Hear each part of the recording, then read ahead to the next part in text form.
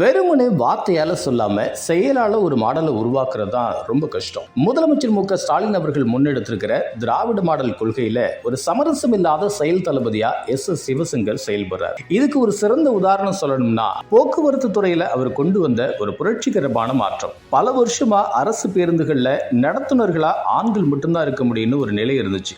திராவிட model ஆட்சியில பெண்களாலையும் எதையும் சாதிக்க முடியும் நிரூபிக்க முதல் முறையா அரசு பேருந்து நடத்துனர் பணிகள்ல பெண்களுக்கு முன்னுரிமை கொடுத்து அவங்க கையில் அதிகாரத்தை கொடுத்தவரு எஸ். சிவசங்கர். வெறும் மேடை பேச்சோடு நிறுத்தாம சமூக நீதியை சாலைகள்ல ஓடுற பேருந்துகளை கொண்டு வந்து காட்டினார். கல்வி, போக்குவரத்து, வேலை வாய்ப்புன்னு எல்லா துறைகளையும் ஒருங்கிணைச்சு ஒரு சாமானிய மனுஷனுக்கும் வளர்ச்சி போய் சேருதான்னு களத்துல இறங்கி வேலை பார்க்கிறார். தமிழகத்தோட எதிர்காலம் எப்படி இருக்கணும்னு முதலமைச்சர் நினைக்கிறாரோ அதை தன்னோட உழைப்பால நெஜமாக்கி காட்டுற ஒரு அதிரடியான செயல் வீரர் தான் எஸ். சிவசங்கர். அரசியல்ல கொள்கையோடு எப்படி வேகமாகவும் விவேகமாகவும் செயல்படணும்னு இவர் காட்டுற இந்த அர்ப்பணிப்பு தான் வருங்கால அரசியல்வாதிகளுக்கு ஒரு ஆழமான வாழ்வியல் பாடம்.